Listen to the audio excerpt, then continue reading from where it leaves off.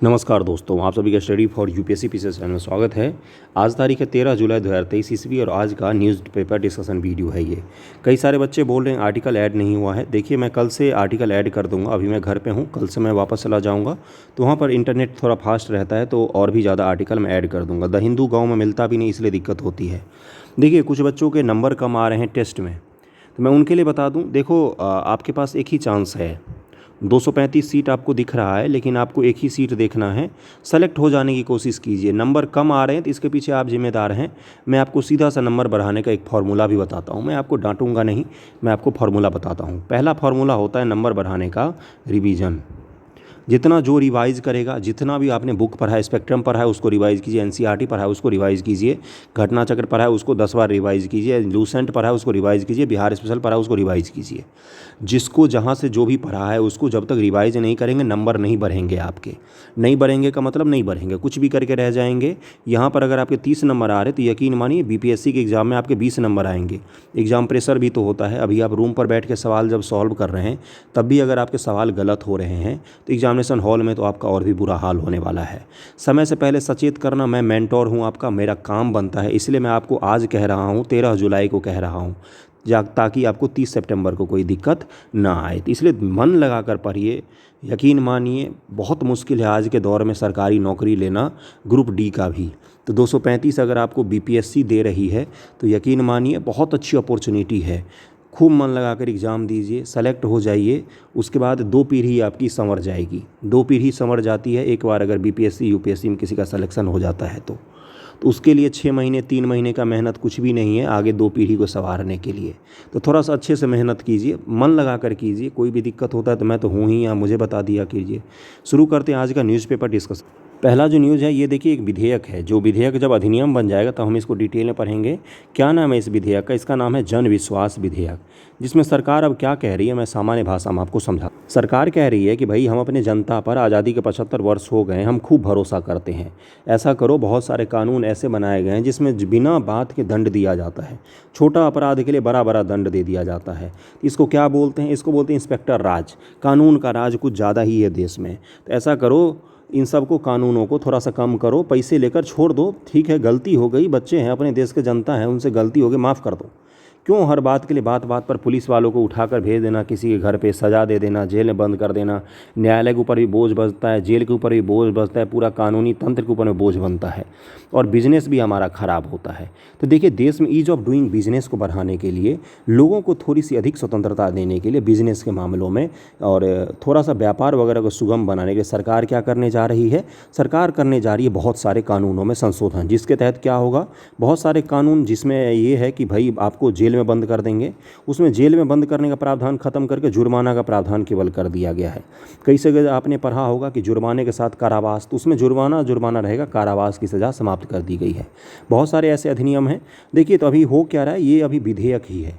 विधेयक तब अधिनियम बनता है जब वो दोनों सदन से पारित हो जाएगा, राष्ट्रपति जी उसको मुहर मार देंगे, तब जाकर वो अधिनियम बन जाता है। जब वो अधिनियम बन जाएगा तो हम लोग इसको डिटेल में फिर से पढ़ेंगे। जन विश्वास विधेयक अभी यही है।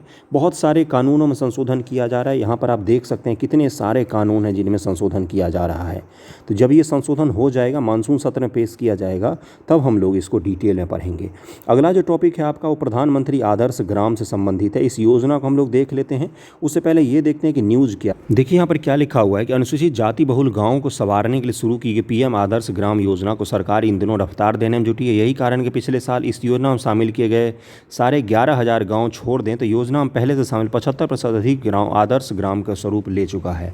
आदर्श ग्राम क्या होता है, इसके तहत सब कुछ देखते हैं हम लोग। आदर्श गांव के 10 क्षेत्रों के 50 मानकों पर होती है परख। इसको ध्यान रखिएगा, आपसे सवाल पूछा जाएगा तो उसमें से कम 2 4 5 क्षेत्र तो आपको पता होने चाहिए। योजना के तहत किसी गांव को आदर्श गांव के रूप में घोषित किया जाता है जब वहां पर पेयजल, शौचालय, शिक्षा, स्वास्थ्य, सामाजिक सुरक्षा, घर और सड़क, वित्तीय सुविधा, कौशल विकास आदि क्षेत्र से जुड़े करीब 50 मानकों को पूरा करते हैं। इन मानकों में यदि किसी गांव में 70% से ज़्यादा की सुविधाएं जुटा ली जाती है तो उसे आदर्श गांव के रूप में विकसित करने का प्रस्ताव भेज दिया जाता है।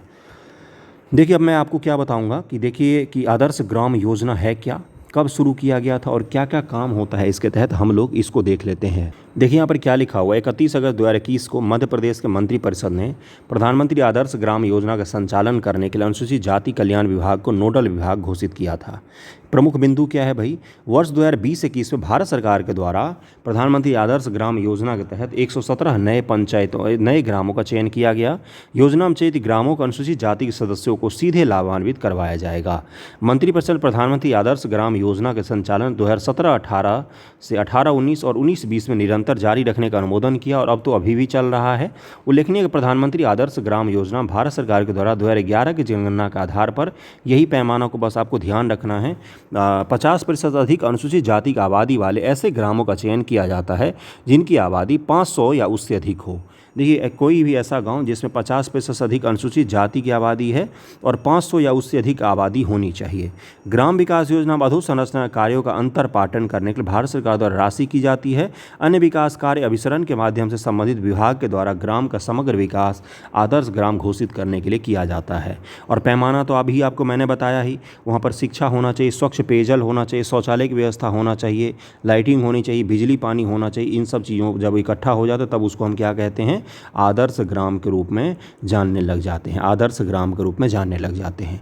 अगले टॉपिक पर हम लोग चलते हैं। अगले टॉपिक से पहले एक आर्टिकल है आप लोगों के लिए, उसको डिस्कस कर लेते हैं। आर्टिकल बहुत ही ज़रूरी है, बहुत ही ज़्यादा इंपॉर्टेंट है वो, और देश के वर्तमान हालात पर ही इंपॉर्टेंट है, वो रिलेटेड है, तो इसलिए उसको थोड़ा सा देख लेते हैं आर्टिकल को। देखिए हिंदुस्तान टाइम्स का आर्टिकल था कि भाई भारत में अभी उत्तर भारत में बाढ़ की ऐसी समस्या क्यों देखने को मिल रही है। अद्भुत तरीके का बारिश हो रहा है, एक महीने में जितना बारिश होना चाहिए था उतना एक दिन में बारिश हो जा रही है। तो इस तरह की समस्या क्यों देखने को हमें मिल रही, क्या पर्यावरण जो परिवर्तन हो रहा है उसका प्रभाव ज़्यादा है, इसको लेकर देख लेते हैं। टर्मिनोलॉजी सबको थोड़ा डिटेल में होगा। हाल के समय में भारत में भारी वर्षा और अंतर्वृष्टि की लगातार घटनाओं का सामना करना पड़ रहा है। देश के विभिन्न हिस्सों में व्यापक विनाश, भूस्खलन, फ्लैश फ्लड और जान माल की हानि का कारण बने हैं। अब अगला पॉइंट जो है वो थोड़ा सा नोट डाउन कीजिएगा, देख लीजिएगा। वर्षा का वितरण, इसकी तीव्रता विभिन्न कारकों से प्रभावित हुए। कौन कौन से ऐसे कारक हैं जिसके कारण वर्षा ज़्यादा या कम हो रही है?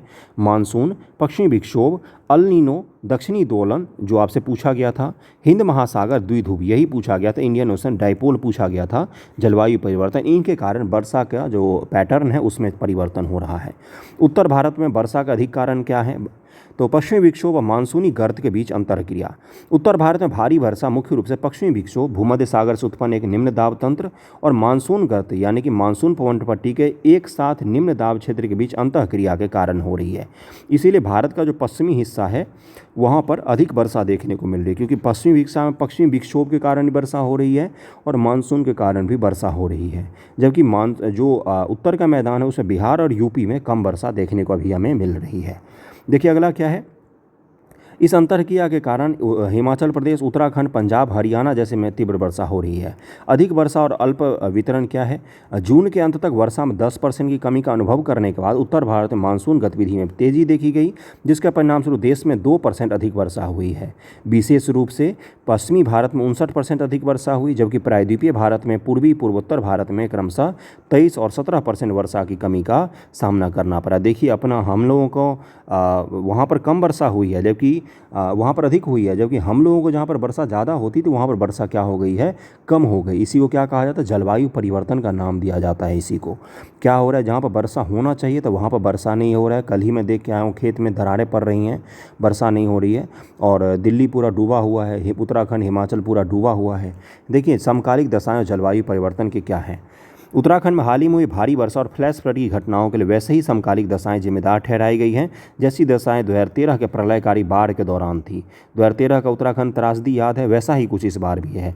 इन दशाओं में एक सक्रिय मानसून, पर्याप्त नमी लाने वाले प्रबल निचले स्तर के पूर्वी पवनों के साथ ही पूर्व की ओर आगे बढ़ते गर्त के कारण उत्पन्न ऊपरा स्तर का विचलन भी शामिल है, ऊपरी स्तर का विचलन भी शामिल है इसमें।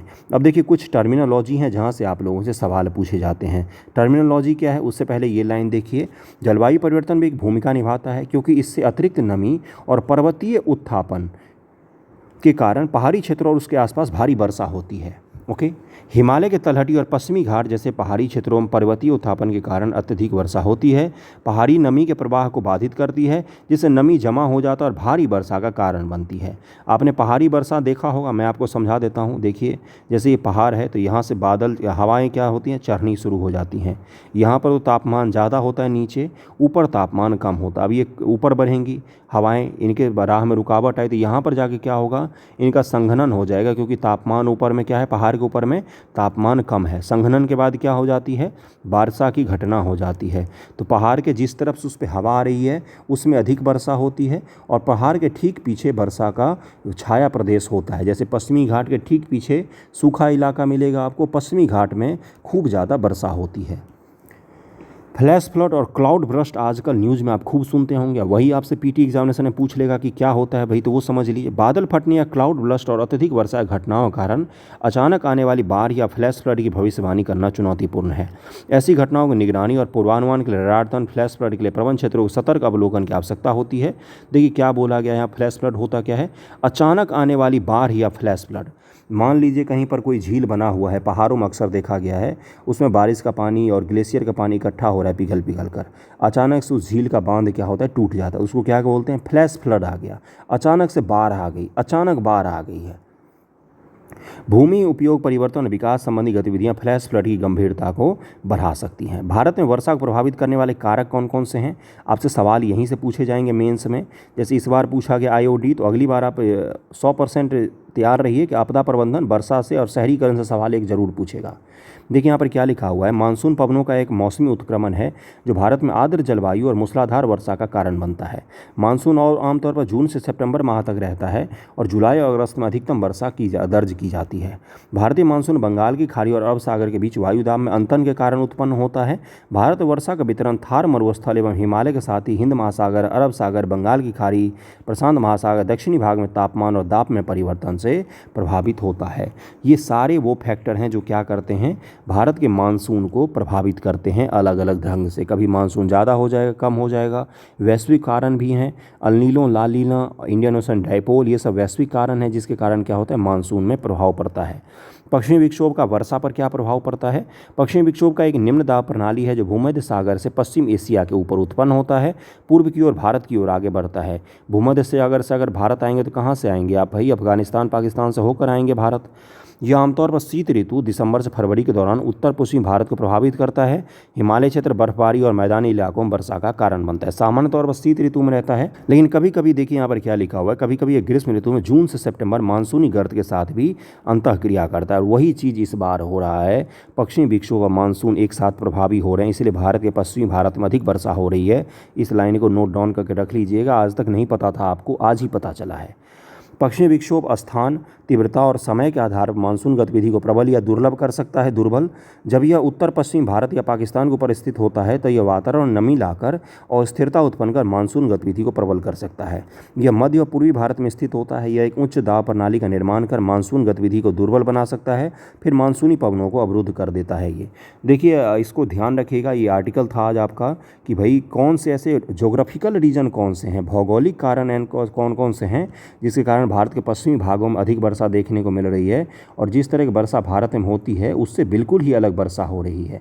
इसका कारण ध्यान में रखिएगा, और अगर कोई पूछे तो समझा भी दीजिएगा कि भारत के पश्चिमी भारत में इसलिए ज़्यादा वर्षा हो रही है क्योंकि वहाँ पर पश्चिमी विक्षोभ भी आ रही है और मानसून भी आ रही है। इन दोनों फैक्टर के कारण वहाँ पर ज़्यादा वर्षा हो रही है। अगले टॉपिक पर हम लोग चलते हैं। अगला जो टॉपिक है आपका वो एक पीटी फैक्ट से जुड़ा हुआ है। देखिए यहाँ पर क्या है कि चुनावी नतीजों का आने के बाद चुनाव प्रक्रिया और निर्वाचन आयोग के खिलाफ जिस तरह से झूठे और तथ्यहीन आरोप लगाने का प्रचलन बढ़ रहा है, अपने देश में भी सुना होगा आपने, हार जाते थे ईवीएम और निर्वाचन आयोग पर सारा अपना दोष मर देते हैं। उसी को लेकर कमेंट किया। भारत के मुख्य चुनाव आयुक्त राजीव कुमार जी हैं, लेकिन हुआ क्या है, क्या ये भारत की केवल चिंता है? नहीं, ये पूरे दुनिया की चिंता है। देखिए यहाँ पर क्या है, उससे अकेला भारत ही नहीं बल्कि दुनिया के प्रमुख लोकतांत्रिक देशों की चिंता बढ़ी है। अब जाके आपके लिए पीटी फैक्ट आने वाला है। भारत निर्वाचन आयोग ने फिलहाल इस दिशा में कदम उठाए हैं और कहा है कि ऐसे खतरों से निपटने के लिए एकजुट होकर काम करने की दिशा में हमें काम करना होगा। क्या है भाई, कोलंबिया कहाँ है ये आपको पता होना चाहिए, यहीं से पीटी फैक्ट आपसे पूछेगा। कोलंबिया में चल रही association of world election bodies, world election, दुनिया के अलग अलग इलेक्शन बॉडीज़ हैं, जैसे भारत का इलेक्शन कमीशन ऑफ इंडिया है, ब्रिटेन का होगा कोई अमेरिका का होगा, कोई अपने बांग्लादेश का होगा, कोई ब्रिटेन, अलग अलग देशों का होगा जहाँ भी लोकतंत्र है, उन सभी के इलेक्शन बॉडीज़ की बैठक चल रही है कोलंबिया में। कोलंबिया में चल रही है association of world election bodies की कार्यकारी बोर्ड की 11वीं बैठक में इस मुद्दे को दुनिया के कई देशों ने प्रमुखता के साथ रखा और अपनी चिंता जताई है। इस संगठन में दुनिया के करीब 119 देश चुनावी प्रबंधन निकाय सदस्य हैं। मुख्य चुनाव आयुक्त राजीव कुमार की अगुवाई में भारत निर्वाचन आयोग भी इस बैठक में शामिल हुआ। बैठक को संबोधित करते हुए मुख्य चुनाव आयुक्त राजीव कुमार ने कहा कि चुनावी विश्वसनीयता संकट के इस समय में पूरी दुनिया के सामने खड़ा है, खासकर जिस तरह से चुनाव के दौरान और बाद में आयोग के कामकाज पर गंभीर आरोप लगाए जाते हैं, वो सबसे बड़ी चुनौती बन गई है। हारने के बाद वो क्या बोलते हैं कि भाई ऐसा करो, चुनाव आयोग में सारा मर दो, हमारा ईवीएम खराब दे दिया, हमारे साथ भेदभाव किया, पक्षपात किया। इस तरह की चीज़ें लोकतंत्र को क्या करती हैं, कमज़ोर करती हैं। भारत के चुनाव आयोग ने वैश्विक स्तर पर मुद्दा ऐसे समय उठाया जब अमेरिका, ब्राज़ील और हाल ही में तुर्की के चुनाव गड़बड़ी का मुद्दा काफ़ी ज़्यादा सामने आया है। तो इसको ध्यान में रखिए, कहाँ पर ये बैठक हो रही है, कोलंबिया में association of world election bodies की बैठक हो रही है कोलंबिया में हो रही है। इसको ज़रूर ध्यान में रखिएगा। अगले टॉपिक पर हम लोग चलते हैं। देखिए अगला टॉपिक जो है वो आपका आईआर से संबंधित है, लेकिन ये एक बेस्ट फैक्ट के रूप में ध्यान रख सकते हैं। और जब हम लोग इंटरनेशनल रिलेशन मेंस के लिए पढ़ेंगे ना, तब मैं आपको इसके बारे में डिटेल में समझाऊंगा। देखिए हिंद प्रशांत क्षेत्र सब दिन चर्चा में ही रहता है। देखिए हिंद प्रशांत देश में आसियान नामक एक संगठन काम करता है। आसियान देशों का नाम आपने सुना होगा, 10 देश हैं इसमें, दक्षिण पूर्वी एशिया के देश हैं, सारे के सारे छोटे छोटे देश हैं। इन देशों ने बोला है कि जब भी आप हिंद प्रशांत क्षेत्र की बात करेंगे, भारत से इन्होंने आग्रह किया है, तब आप क्या करेंगे, बात के केंद्र में कोई भी रणनीति बनाएंगे तो उसके सेंटर में हम ही रहेंगे, क्योंकि हिंद प्रशांत में हमारा ही रहने वाला है, हम ही रहते हैं। आप भारत ऊपर में रहते हो, अमेरिका रहता है अमेरिका में, हिंद प्रशांत एरिया में सबसे जो प्रभावित करने वाला क्षेत्र है वो इन्हीं देशों का है। इन देशों ने बोला है कि भारत जो भी रणनीति बनाएगा हिंद प्रशांत को लेकर, तो उसमें आसियान देशों को सबसे प्रमुखता से जगह देगा।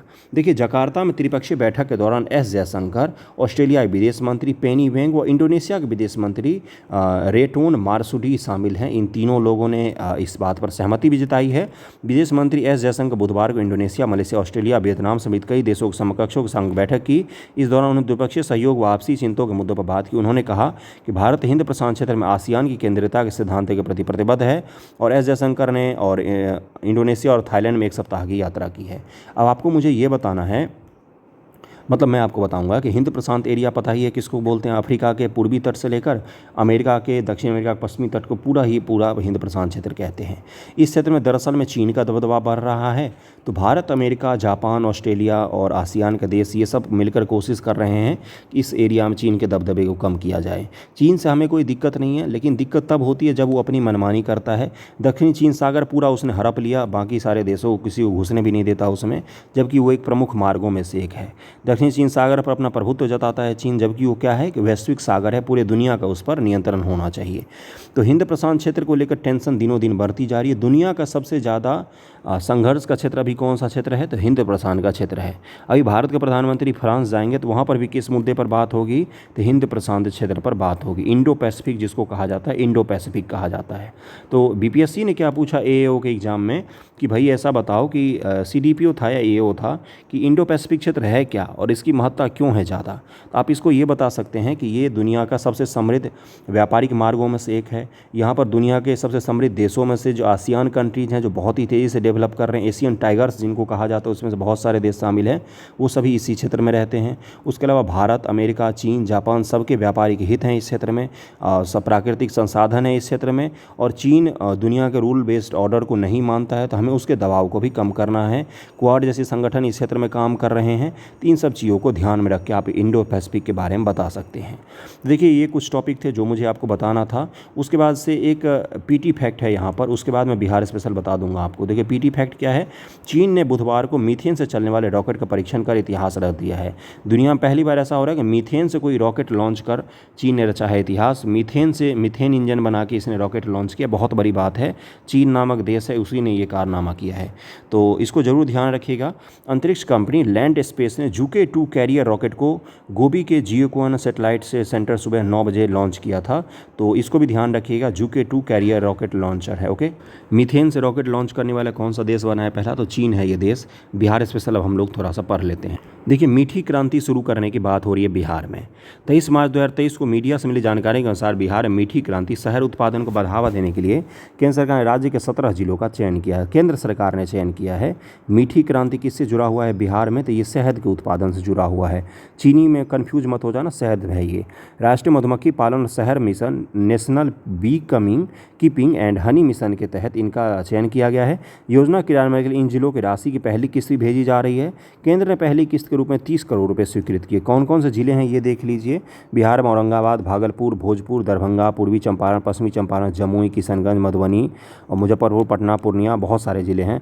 यहाँ हनी मिशन यानी कि मीठी क्रांति की सफलता के लिए केंद्र और राज्य सरकार संयुक्त रूप से काम करेगी।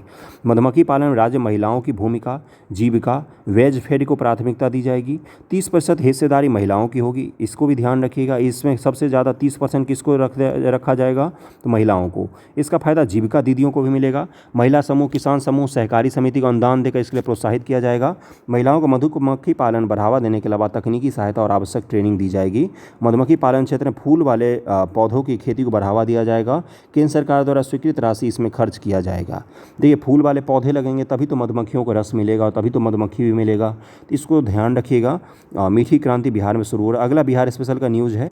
बिहार राज्य में जो अलग अलग औद्योगिक क्षेत्र हैं उसमें 19 निवेश प्रस्तावों को वित्तीय क्लियरेंस दे दिया गया है। ये देख लेते हैं हम लोग कहाँ कहाँ पर है। 9 जुलाई 2023 को मीडिया से मिली जानकारी के अनुसार निवेश प्रोत्साहन परिषद ने बिहार के विभिन्न औद्योगिक क्षेत्रों में 2 करोड़ से अधिक 19 निवेश प्रस्तावों को वित्तीय क्लियरेंस दे दी है, जिनमें 156 करोड़ के निवेश प्रस्तावित हैं। अब ये क्या है भाई न्यूज़? निवेश करने वाली यूनिट को बैंक और सरकार की नज़र वित्तीय सुविधा और अनुदानों की पात्रता हासिल हो गई है। अब वह वित्तीय मदद लेकर प्रस्ताव के अनुरूप निवेश को धरातल पर उतार सकती हैं। अब थोड़ा सा पीटी फैक्ट देखते हैं। पटना के दिनियावा में चिप्स और व स्नैक्स के, भागलपुर के बरारी में जूस व सॉफ्ट ड्रिंक का, गया में पोटैटो चिप्स की यूनिट लगाई जाएगी। सबसे अधिक निवेश और खाद्य प्रसंस्करण और हेल्थ केयर सेक्टर में है। सबसे ज़्यादा किस में है? खाद्य प्रसंस्करण और हेल्थ में है। जिन वित्तीय प्रस्तावों को मंजूरी दी गई है उनमें नमकीन, chips, Kurkure, soft drink, fruit drink और बेवरेज शामिल हैं। इन सब चीज़ों को बिहार में क्या बढ़ावा दिया जा रहा है? खाद्य प्रसंस्करण उद्योग और आपका कौन सा है दूसरा हेल्थ सेक्टर, इसको बढ़ावा दिया जा रहा है बिहार में। निर्माण इनका शुरू किया जाएगा। इन जगहों पर होगा निवेश। पटना जिले के दिनियावा में चिप्स व स्नैक्स के लिए होगा और वैशाली जिले के हाजीपुर में नमकीन, कुरकुरे सब का होगा। भागलपुर के बरारी में फ्रूट जूस वगैरह का, सॉफ्ट ड्रिंक का होगा। पटना जिले में पाटलिपुत्र औद्योगिक क्षेत्र में क्या है लिखा हुआ है? स्वीट बेकरी, नमकीन उत्पादन के लिए निवेश किया जाए। गया जिले में पोटैटो चिप्स के उत्पादन के लिए प्लांट लगाए जाएंगे। बक्सर जिले के ब्रह्मपुर क्षेत्र में बॉयल्ड राइस के लिए लगाए जाएंगे और हेल्थ केयर सेक्टर में मुजफ्फरपुर के जोरन छपरा में 65 बेड के अस्पताल के निर्माण के लिए भी रखा गया है। वहीं मधुबनी के लहरियागंज में 100 बेड के अस्पताल के निर्माण के लिए भी प्रस्ताव दिए गए हैं। इसको ज़रूर ध्यान में रखिए। कुछ पीटी फैक्ट में ये सब चीज़ें पूछ लेता है बीपीएससी कभी कभी। और आज का न्यूज़ यहीं पर तक था। यकीन मानिए कल से और भी ज़्यादा डिटेल में डिस्कस मैं कर दूंगा। तो द हिंदू वगैरह का भी आर्टिकल और न्यूज़ को हम लोग शामिल कर लेंगे कल से फिर से। Okay, thank you so much आप सभी का।